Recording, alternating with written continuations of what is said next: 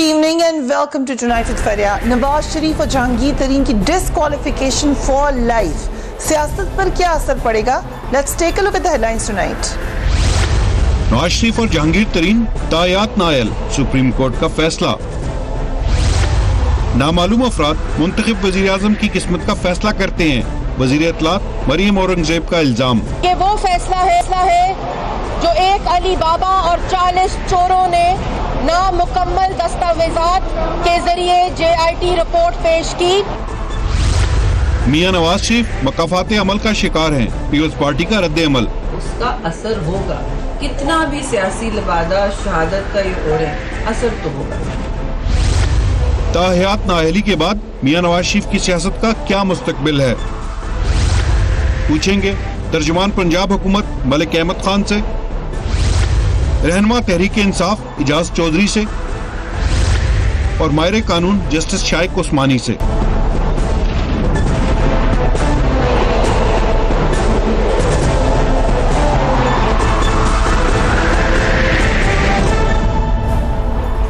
And a very warm welcome to the show. कासिद के आते आते खत एक और लिख रखूं, मैं जानता हूं जो वो लिखेंगे जवाब में। गालिब की तरह मियां नवाज शरीफ भी जानते थे कि सुप्रीम कोर्ट नाअहली मुद्दत केस में फैसला क्या आने वाला है, इसीलिए वो इस केस में फरीक नहीं बने। मगर अब जबकि सुप्रीम कोर्ट ने मियां नवाज शरीफ और जहांगीर तरीन को ताहयात नाअहल करार दे दिया है, मुस्लिम लीग नून की जानिब से फिर अदलिया पर तनकीद का सिलसिला शुरू हो गया है। वज़ीर इत्तलात औरंगजेब ने तो इसे भुट्टो की फांसी जैसे फैसले के बराबर करार दे दिया, फैसला करने वालों को नामालूम अफराद करार दे दिया। Let's watch the information minister. ये वही फैसला है जो 1999 में त्यारा केस में भी आया था। ये वही फैसला है जिससे शहीद भुट्टो को फांसी चढ़ाया गया था। ये वही फैसला है जिससे मोहतरमा बेनज़ीर भुट्टो को शहीद किया गया था। और आज एक दफ़ा फिर पाकिस्तान के तीसरी दफ़ा मुंतखब वज़ीर आज़म को ताहयात नाअहल किया गया है। वो नेमलेस, वो फेसलेस लोग, वो नामालूम लोग जो मुंतखब वज़ीर आज़मों का फैसला करते हैं, उनकी सियासत का फैसला करते हैं। मैं उनको ये भी बताना चाहती हूँ, जिस वज़ीर आज़म को पाकिस्तान की आवाम ने मुंतखब किया हो वोट देकर, उस वज़ीर आज़म की नाअहली चाहे एक दिन की हो चाहे ताहयात हो, उसका फैसला पाकिस्तान की आवाम करेगी।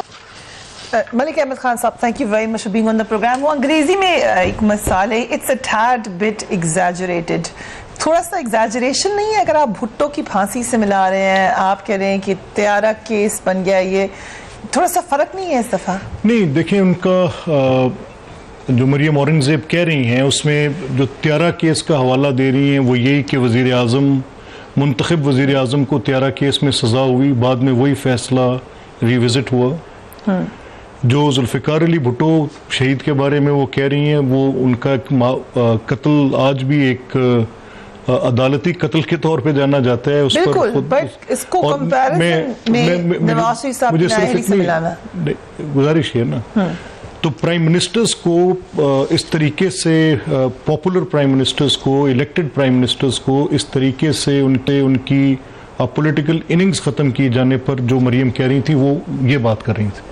लेकिन इस पर तनकीद हो सकती है। तनकीद देखें, तनकीद क्या है। मेरे नज़दीक में अब I have a very hard day today.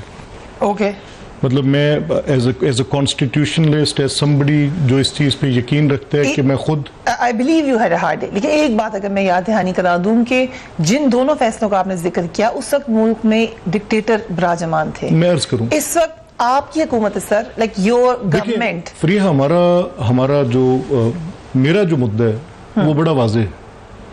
मैं तो देख रहा था कि सुप्रीम कोर्ट जो फैसला करेगी, ये वो अदालत है जिस पर हर कोई इन गुड फेथ जिसमें जाता है। ठीक, मेरी वहां जाने की बुनियाद मेरा गुड फेथ है।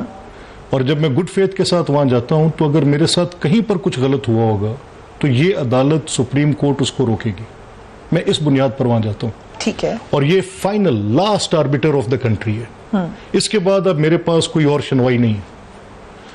यहां पर अगर 62(1)(f) का जो आज इंटरप्रिटेशन आया है, मैं तो आज तक ये समझता रहा कि 62 जो है वो क्वालिफिकेशंस की पूरी तफसील बयान करती है, और मैं कोर्ट उसको समझता रहा जिसकी कॉम्पिटेंट जुरिस्डिक्शन होगी। ठीक है। कोर्ट में उसको समझता रहा जो ट्रायल के अंदर एविडेंस रिकॉर्ड करने के बाद फैसला देगी कि मैंने कोई मिस डिक्लेरेशन की थी।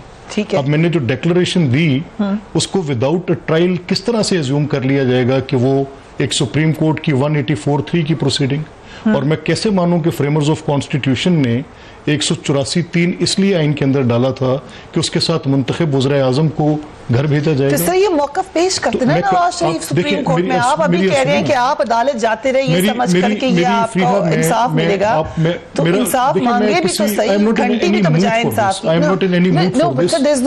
मैंने जिस बात पर हाथ देखा, नवाज शरीफ साहब ने अपना मौक़िफ़ मैंने जिस बात पर हाथ देखा, जिस बात पर मैंने अपना हाथ देखा, ये इतनी हब्स होती जा रही है। और मैं पार्लियामेंट्री पॉलिटिक्स में यकीन रखता हूँ, मेरा ओढ़ना बछोना है, मैं वोट के जरिए ही अपने आप को अपना हक हुक्मरानी के लिए पेश कर सकता हूँ, और मैं वोट के जरिए हक नुमाइंदगी की बात कर सकता हूँ। मेरा इसके अलावा कोई और क्रिएशन नहीं है। बड़ी आपकी जबरदस्त फीलिंग्स हैं, लेकिन ये मुद्दा लेके आपने सुप्रीम कोर्ट जाना तो था सर। नवाज शरीफ साहब ने मौक़िफ़ क्या पेश किया है? I agree. मुझे मुझे आपकी बात पर भी जो आप कह रही है मुझे ज्यादा इख्तलाफ नहीं है, लेकिन मुझे कुछ पेश ही नहीं किया। मेरा सिर्फ इतना मामला, मेरा सिर्फ इतना मामला है, सिर्फ इतना कि ये जो मेरा राइट टू बी रिप्रेजेंटेड, मेरा इलेक्शन लड़ने का हक, और मैं समझता हूँ पार्लियामेंट की गलती है। लोग कहते हैं पार्लियामेंट गलतियां नहीं करती, मैं ये कहता हूँ कि हमारे पार्लियामेंट से कुछ गलतियां हुई। 58(2)B किया, गलत था, ठीक कर लिया। 62(1)F को जो डाला हुआ है बीच में, और ये क्वालिफिकेशंस मुझे एक इलेक्शन, मेरी क्वालिफिकेशन तो या ये दो मुतजाद चीज़ें हैं। ठीक है। अगर आप राय दही के जरिए मुझे मुंतखब करना चाह रहे हैं और उससे पहले मुझे स्क्रूटनी के इस पिच से उतारना चाह रहे हैं, तो दीज आर वेरी, ये किसी दुनिया के और मुल्क के साथ। आप you are also talking to nameless faceless people जो मेरी फ्रिया देखें, यू नो मैं तो नहीं हूं, आप यू नो मी, मैं जब बात करता हूं मेरी बड़ी, मैं कोई बात ढकी छुपी नहीं करता।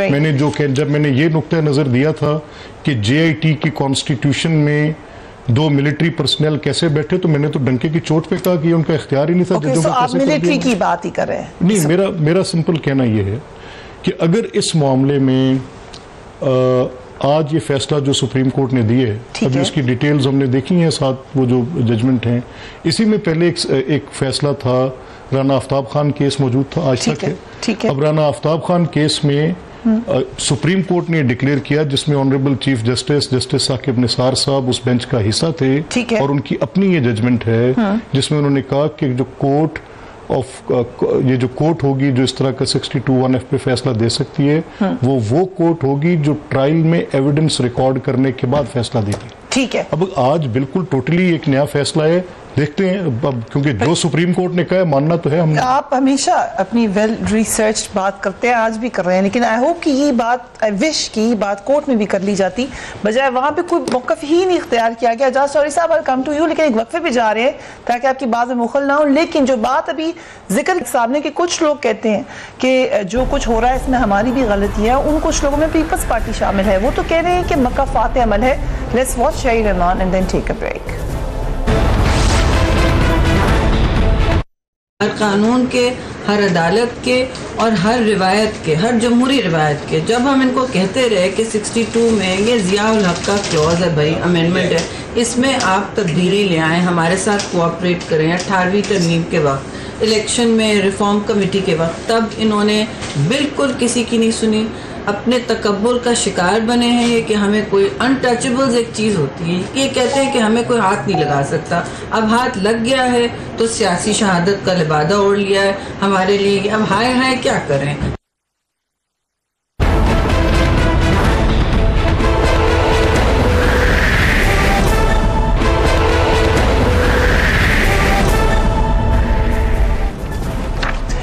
And welcome back. Maryam Nawaz Sharif साहब ने भी खिताब किया वर्कर्स कन्वेंशन से और एज यूजुअल बड़ी धुआंधार तकरीर की।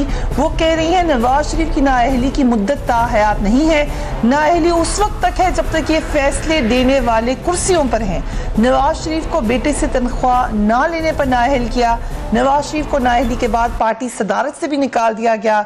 नवाज शरीफ को 4 बार एक ही मुकदमे में नाअहल किया गया। माइनस करते करते तुम थक गए।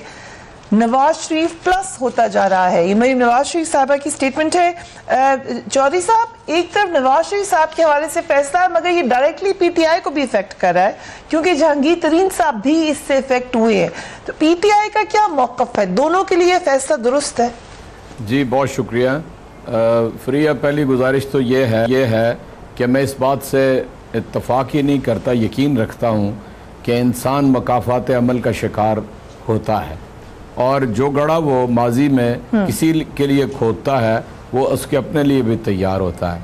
यानी माशाअल्लाह की हमायत, माशाअल्लाह के ज़रिए सियासत के अंदर दाखिल होना, नज़रिया ज़रूरत बनाने वालों का साथ देना आखिरी वक़्त तक, ये सारे काम से ये सब पूरी शरीफ फैमिली जो है गुजरती रही है ताकि ख़ुद यानी उस मसले में नहीं किसी और मसले में गिरफ़्तार हुए हैं।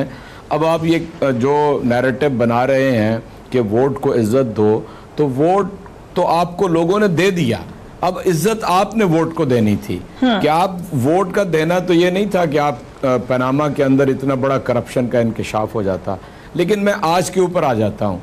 आज जो फैसला हुआ है वो असल में यानी मुद्दत का तयन हुआ है। अगर पार्लियामेंट पहले से मुद्दत का तयन कर देती तो यानी कोई केस ही ना बनता। ये इख्तियार तो पार्लियामेंट ने लेकिन खुद, जैसे शहीद रहमान साहिबा कह रही थी कि हम तो निकालना चाहते थे आपको याद होगा। मैं तो इसका हामी नहीं हूँ। उस शहीद रहमान का मौकफ मेरा मौकफ नहीं है। मैं तो 62 और 63 को रखना चाहता हूँ और ये 62 और 63 जो है उन लोगों के लिए है जो ये दावा लेके सोसाइटी के अंदर काम करते हैं कि हम सादिक भी होंगे, अमीन भी होंगे, हम आपकी एक एक पाई की हिफाजत भी करेंगे, आपकी जान माल इज्जत आबरू हमारी जिम्मेदारी होगी। ये सारे पाकिस्तान के लिए नहीं है, ये सिर्फ उन लोगों के लिए है ये दावा लेते हैं। फिर जो हल्फ उठाते हैं। तरीन साहब भी आ गए, जहांगीर तरीन उधर भी आ रहा हूँ, मैं आपको दिखाना चाहती हूँ। वो कह रहे हैं मुझे यकीन है कि आर्टिकल 62(1)(f) के तहत नाअहली ही बनती है। कि ये फैसला करेक्ट है लेकिन मेरे केस में तलाक नहीं होता। लेकिन पहले तो ये तो कोई भी नहीं मानेगा कि मेरे केस में इसका तलाक नहीं होता। जना कि ये फैसला जो है सिर्फ मुद्दत का तयन हुआ है। आज ये पहले से सारा कुछ हो रहा है लेकिन ये एक ही रेपिटिशन है बार बार जो इनका नैरेटिव है और वो सवाए इसके कि अदालत को नहीं मानना और फौज के ऊपर साजिश का इल्जाम लगाना, ये इनका असल में टोटल इसके अंदर है। अब आप जो जहांगीर तरीन की बात कर रही है मैं उसी के अल्फाज के अंदर दोहरा देता हूँ। एक तो ये है कि सुप्रीम कोर्ट जो फैसला करे ये मुल्क और मुआशरा और तहजीब व तमद्दुन तभी आगे बढ़ते हैं कि फैसलों को माना जाए, ना माना जाए तो कियास है। इसलिए जहांगीर तरीन का जो भी फैसला है तहरीक इंसाफ उसको कबूल करती है और जो वो कहते हैं कि मेरा केस नवाज शरीफ से बहुत मुख्तलिफ है तो इस मौके पे तो उसका इतलाक नहीं होता ना। यहाँ पे तो सिर्फ तयन हुआ है अरसे नाअहली के का। जो पहली बात है उन्होंने कहा मैं रिव्यू में गया हुआ हूं और मुझे तवक्को है कि मुझे बहाली मिल जाएगी। तो जाहिर है ये तवक्को उनको यकीनन होगी, वो अपने केस को जानते हैं। लेकिन फी नफ्स से ही तहरीक इंसाफ सुप्रीम कोर्ट के इस फैसले को तस्लीम करती है और हम कोई ज़रूरत महसूस नहीं करते कि इसको तब्दील किया जाए और या फिर अगर किसी पार्लियामेंट ने इसके ऊपर गुफ्तगू करनी है तो वो नौ मुंतखब पार्लियामेंट होनी चाहिए। एक शख्स को सामने रख के जो भी कानून साजी की जाएगी वो कानून साजी की असल रूह के मुनाफी होगी। मैं बिल्कुल तारीख के तनाजुर में भी ये बात कह सकता हूं। अभी इस पे कानून साजी की गुंजाइश मौजूद है। हो सकता है कि नेक्स्ट पार्लियामेंट डिसीजन ले ले। पार्लियामेंट आइन के अंदर तरमीम कर सकती है। आखिर अगर 21-22 तक ये पहुंच चुका है तो पार्लियामेंट ने तरमीम की है ना। मैं तो अपनी जाती राय दी है कि मैं 62-63 के हक में हूं, मैं नहीं तरमीम करना चाहता, लेकिन मैं कह ये रहा हूं कि इस पार्लियामेंट को या किसी सदारती ऑर्डिनेंस को, मतलब आप और दूसरे इशू पे सामने आएंगे तो आपको पता लगेगा कि एक दिन आज इजलास हो रहा है, सुबह ऑर्डिनेंस आ रहा है, तो ये जमहूरियत है। ये जमहूरियत के इस वक्त वोट वोट वोट वोट की बातें हो रही हैं। ये वोट लेने वालों का तर्ज अमल होता है इस तरह कि वो ये करें। इसलिए मैं ये समझता हूं, नंबर एक ये समझ लें कि ये सुप्रीम कोर्ट का फैसला है और सबको इसके इज्जत और एहतराम करना चाहिए। ये वही सुप्रीम कोर्ट है जिसने दूसरे हुदैबिया केस के अंदर इनके हक के अंदर चले गया, वो भी तो सुप्रीम कोर्ट है। इसलिए ये कहना कि ये तो फौज की साजिश है और सुप्रीम कोर्ट बायस्ड है और वो फौज की साजिश नहीं थी, वो बिल्कुल ठीक है। इनके अपने मौकफ के अंदर तजाद है। ये जो मुंतखब होना है ये लाइसेंस टू किल नहीं है, ये जो मुंतखब होना है ये करप्शन का आपको सर्टिफिकेट नहीं दे देता। Okay, very very interestingly set कि ये लाइसेंस टू किल नहीं है कि आप इलेक्ट ही हो गए, आप जो मर्जी करें। Justice Shaiq Usmani, thank you very much for being on the programme. जो आज फैसला आया सुप्रीम कोर्ट ने, जो आर्टिकल 62(1)(f) की तशरीह में नाअहली की मुद्दत ताहयात दे दी, लग रहा है कि जरा स्ट्रिक्ट है या आपको लग रहा था कि ये आएगा इसका डिसीजन? नहीं, देखिए, मुझे तो कभी कोई शुबा नहीं था कि इसमें कोई लिमिट थी, क्योंकि अगर आप 62(1)(f) को पढ़े, कोई एक ऑर्डिनरी आदमी पढ़े जिसको के लॉ की नॉलेज भी नहीं है, अगर वो पढ़े उसको, तो उससे साफ जाहिर है कि जिन लोगों ने आइन बनाया है उन्होंने जानबूझ करके 62(1)(f) में कोई लिमिट मुकर्रर नहीं की। अब उस लिमिट को ना मुकर्रर करने को अगर आप ये कहते हैं कि ताहयात है या कुछ और है, वो अलग बात है, लेकिन कोई लिमिट नहीं मुकर्रर की। खासतौर से इस वजह से क्योंकि उसके बाद वाला जो आर्टिकल है 63 जो है, उससे उन्होंने बाकायदा मुकर्रर की लिमिट 5 साल। अब इससे ये साफ जाहिर होता है कि जिन लोगों ने भी आइन बनाया, ये शिकें डाली उसमें, उनके जहन में ये चीज थी कि अगर कोई शख्स कोई जुर्म करता है तो यकीनन उसकी सजा होनी चाहिए, लेकिन उसकी सजा ये तो नहीं हो सकती कि हमेशा हमेशा के लिए हो, उसकी सजा 4 साल 5 साल ये जो कुछ हो। लेकिन अगर कोई शख्स जो है वो मॉरली केपेबल नहीं है मुल्क की लीडरशिप का, तो उसके लिए तो कोई लिमिट मुकर्रर हो ही नहीं सकती। इस वजह से उन्होंने कोई लिमिट मुकर्रर नहीं की। तो मुझे तो कभी कोई शुबा नहीं था कि इसमें कोई प्रॉब्लम होगा सुप्रीम कोर्ट को इस नतीजे पे पहुंचने से, और जो उन्होंने किया वो वही किया जो कि कानून आइन में लिखा हुआ। ओके, जस्टिस शेख अजमत सईद ने जो अपना इजाफी नोट लिखा है, वो कहते हैं कि अटॉर्नी जनरल का मौक़िफ़ दुरुस्त था कि इस आर्टिकल के तहत नाअहली की मुद्दत को पार्लियामेंट को तय करना चाहिए, जबकि हम उसकी तशरीह कर सकते हैं लेकिन इसमें तरमीम नहीं कर सकते। क्या हम इसे इंटरप्रेट कर सकते हैं कि पार्लियामेंट के लिए भी दरवाजा खुला है या पार्लियामेंट इसकी मुद्दत का तयन कर सकती है? देखिए, पार्लियामेंट तो यकीनन कर सकती है, ये इस तरह नहीं कि वो एक बिल पास कर दे और उसको मुकर्रर कर दे, क्योंकि ये एक आइन की एक शिक है, कानून किसी शिक नहीं है। तो उस सूरत में वो उसको अगर वो चेंज करना चाहे, यकीनन कोई भी हुकूमत आइंदा जो आती है, अगर उसके पास 2/3 मेजॉरिटी है तो और वो अगर चाहे तो इसमें तरमीम ला सकती है, 62(1)(f) में तरमीम ला सकती है, इसको खत्म कर सकती है और बहुत सी चीजें कर सकती है। वो चीज तो अपनी जगह मौजूद है। जो उसका तासुर जाएगा, क्या वो ये नहीं जाएगा एक आम आदमी पर कि क्योंकि कुछ खास लोग इफेक्ट हुए एक कानून से? ये हम सब जानते हैं कि तरमीम पार्लियामेंट का हक है, लेकिन अगर हम मौका महल देखें या वो वक्त देखें, हमने अभी रीसेंट पास में भी देखा कि एक तरमीम की गई जो कि पार्टी लीडरशिप के हवाले से थी। दोबारा अगर ऐसी तरमीम इस वक्त अब पार्लियामेंट करेगी, जैसे कि शहीद रहमान साहब ने कहा कि हमने पहले कहा था उस वक्त कर लें, अब अगर करेगी तो क्या ये लगेगा कि नहीं कि ये शख्सी कवानीन बनने जा रहे हैं? Yes, of course. ठीक है, यकीनन वो तासुर यकीनन होगा अगर इस किस्म की बात हुई। अगर फर्ज किया PMLN अगला इलेक्शन जीत जाती है और उनके पास 2/3 मेजॉरिटी है और वो एक अमेंडमेंट लेके आते हैं आइन में ये 62(1)(f) के मुतालिक, तो यकीनन ये तस्वुर तो यकीनन होगा कि ये इस वजह से किया जा रहा है क्योंकि वो इन्वॉल्व हैं इसमें। लेकिन बसूरत अगर 2/3 मेजॉरिटी पार्लियामेंट की होती है तो उसको हक हासिल है कि वो शख्सी तौर पे भी कर सकती है दूसरे तरीके से भी कर सकती है। ये हक तो पार्लियामेंट पास मौजूद है, वो हक कभी कोई उससे ले नहीं सकता। राइट, वो हक कोई उससे ले नहीं सकता मलिक साहब, लेकिन ये भी जस्टिस साहब ने कहा कि दिस वाज एक्सपेक्टेड, फिर आप आज क्यों इतने परेशान हुए? नहीं देखिए, मैं इसमें इसको इस तरह से भी लिया जा सकता। ऑब्वियसली जज साहब का जो कहना है वो एक अथॉरिटी हैं और उनका कहना एक बड़ी अहमियत रखता है और उनका एक अपना ख़ास नुक्ता नज़र है और वो कानून की इंटरप्रिटेशन हमसे तो हर लिहाज में बेहतर करेंगे। But as a layman, as an ordinary citizen, as a student law, देखिए 62 ने तो डील किया था क्वालिफिकेशंस के साथ, और अगर मेरी क्वालिफिकेशन आज मैं I am a citizen to Pakistan, मैं शहरी हूँ पाकिस्तान का, और कल किसी वजह से मैं एलियन हो जाता हूँ और कल को मेरी एलियनशिप ख़त्म हो जाती है और मैं दोबारा सिटीज़न बन जाता हूँ, तो मेरा फिर से इस्तेहकाक बनता है कि मैं दोबारा से रुकन बन सकूँ, असम्बली का मुंतखब हो सकूँ।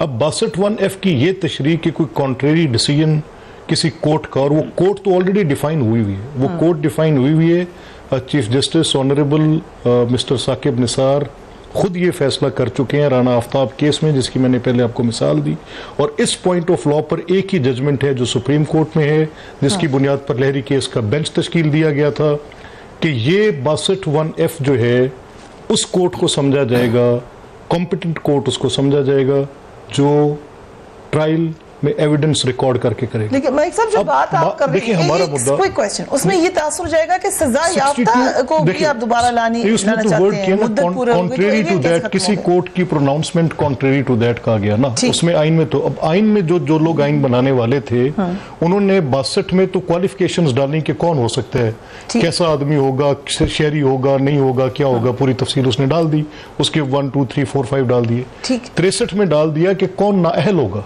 अब डिस्क्वालिफिकेशंस तो 63 में डील थी, और 63 में जो कोर्ट ऑफ कॉम्पिटेंट जुरिस्डिक्शन के साथ डिस्क्वालिफाइड था वो 5 साल के लिए था, और वो ऐसा था कि जिसको 2 साल की सजा हुई और इतना अरसा लैप्स कर गया हो।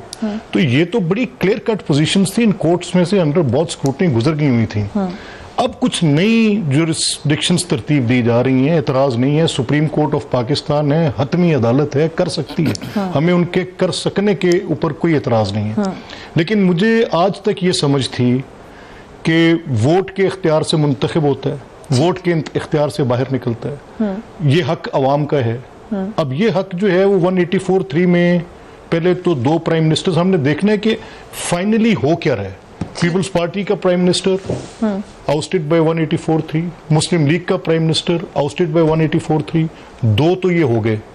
अब ये 62(1)(f) ठीक है, अब इसकी ये इंटरप्रिटेशन आ गई तो सांस लेने की गुंजाइश तो रहे ना। एजाज चौधरी साहब भले से लेकिन जिस एक राइटलेसनेस उस पे हम गौर मैं उन वजूहात की बात करूंगा फ्रीहा जो मेरे नजदीक बाइबल है, मैं उन वजूहात की बात करूंगा।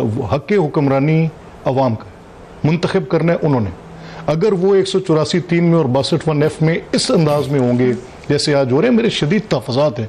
मैं सुप्रीम कोर्ट के लाइसेंस टू किल नहीं है चौधरी साहब, I am not asking for a licence to kill. Chaudhry साहब का तो एक अपना, मुझे उनकी राय का एहतराम है, उनका अपना एक नैरेटिव है, दे सकते हैं, जो वो कहें उनका हक है। लेकिन 62(1)(f), 184(3) और ये जो आज बहस खुली है, जो नुक्ता नज़र हम दे रहे हैं वो 2 कैजुअलिटीज़ कर रहे हैं। एक अवाम से उनका हक हुक्मरानी छीन रहे और एक पार्लियामेंट का मुक्तदर होना, ये दोनों बातें खत्म कर। In your opinion, and this is a casualty. Will take a break and Chaudhry साहब इसी में बात करेंगे क्या पार्लियामेंट हक यहाँ पर हमें नजर आ रहा है कॉम्प्रोमाइज होता हुआ। After break keep watching tonight fair.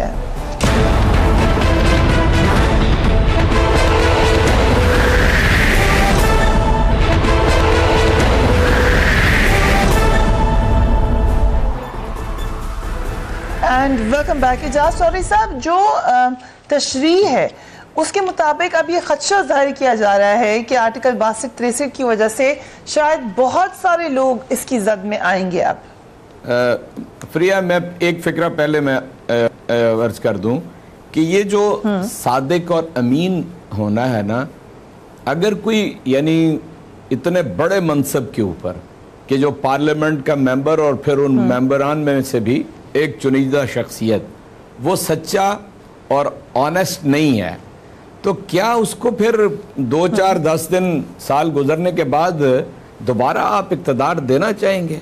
मैं ये समझता हूँ कि ये इंसान की फितरत सानिया है कि वो अगर यानी इतनी लंबी उम्र के अंदर अपने आप को ऑनेस्ट और ट्रूथफुल नहीं रख सका, तो अब आगे आप उससे क्या तवक्को रखेंगे? इसलिए मैं यानी आई am not talking of everybody, मैं ब्यूरोक्रेट की, मैं फलाने जर्नलिस्ट की, उनकी बात नहीं कर रहा। जो लोग ये क्लेम लेके उठते हैं कि हम इस मुल्क का निज़ाम और इंतज़ाम अपने हाथ में रखेंगे और हम हर बेहतरी करेंगे, मैं उनके ऊपर ये समझता हूँ कि ये लाजिम है कि वो सादिक और अमीन हो। एक पॉइंट तो ये आपने सवाल किया, राइट, आपने सवाल किया कि अब हर कोई इज्जत में आ जाएगा। देखिए मसला ये दुनिया अच्छे लोगों से खाली नहीं हो गई। अगर मेरे ऊपर भी इसकी ज़द पड़ती है तो पढ़नी चाहिए। खुदा का वास्ता है, 70 बरस का हमारा सबक ये है कि पाकिस्तान के वसाइल जो है एक छन्नी के अंदर हैं, उसके अंदर इतने छेद हैं कि वहां जो भी आप डाल लें, जितनी यानी 20 करोड़ लोगों की मेहनत डाल लें, सारी अपनी एग्रीकल्चर आउटपुट डाल लें, आप अपनी एक्सपोर्ट्स की लेकिन वो नीचे से बहती रहती है, वो स्टील मिल बन जाती है, वो PIA बन जाती है, वो यानी ये भावलपुर सोलर प्रोजेक्ट बन जाती है, वो नंदीपुर बन जाती है, वो रावलपिंडी ट्रेन, यानी आप अंदाजा करें चीफ सेक्रेटरी पंजाब, यानी please correct me if I am wrong, वो चीफ जस्टिस को कहते हैं कि 400 करोड़ रुपया खर्च हो गया, एक कतरा पानी का भी दस्तयाब नहीं हुआ। तो मुझे बताइए कि आखिर अगर आप अपने हुक्मरानों से भी ये यानी तवक्को न रखें कि जी वो सादिक और अमीन हो और उनकी एबिलिटी भी हो कि कोई काम करने की, और सिवाय इसके कि वो करप्शन करें, ये कैसे मुमकिन है? इसलिए मैं ये समझता हूँ थोड़ा सा तो सबको करेक्ट कर दूं एक लाइन में। ओके जी जी तो सब आपने दुरुस्त फरमाया कि अगर करेक्ट नहीं है तो मैं करेक्ट कर दूं। वो 400 अरब रुपए के अंदर 6 डिस्ट्रिक्ट्स की पूरी वाटर सप्लाईज चल रही हैं।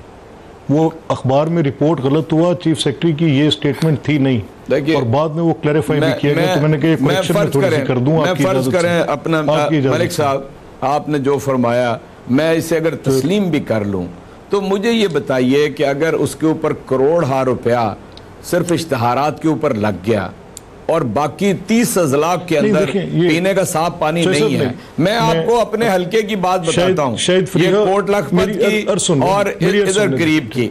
मुझे भाई साहब आप हुक्मरान हैं, मैं आपको उसके हवाले से ही दरखास्त कर रहा हूँ, मेरा सवाल सुन लीजिए। अगर वहां पर पानी साफ नहीं मुयस्सर आता तो मुझे बताइए कि किसका कसूर है? लाहौर के अंदर अगर पानी मुयस्सर नहीं आता, अच्छा तो यहाँ रोक लें जी सर, वक्त तो खत्म हो रहा है। अच्छा मुझे इन लास्ट लाइन मैंने वो करेक्शन सिर्फ इसलिए जसारत की थी कि आपने कहा, मैंने कहा मैं रिकॉर्ड स्ट्रेट कर दूं, और ये सदाकत और मेरे पास अब तक के ऊपर रिपोर्टिंग जो है ना जी, अब तक की रिपोर्टिंग है मेरे पास, मैं जिस चैनल पे बैठा हूँ उसी की रिपोर्टिंग आपके सामने रख रहा हूँ। वो रिपोर्टिंग मैंने करेक्ट कर दी ना, आपको ऑन रिकॉर्ड कह रहा हूँ, and I will stand to what I am saying. और तो साहब मैं ये भी बता दूं, सदाकत, अमानत, सादिक, अमीन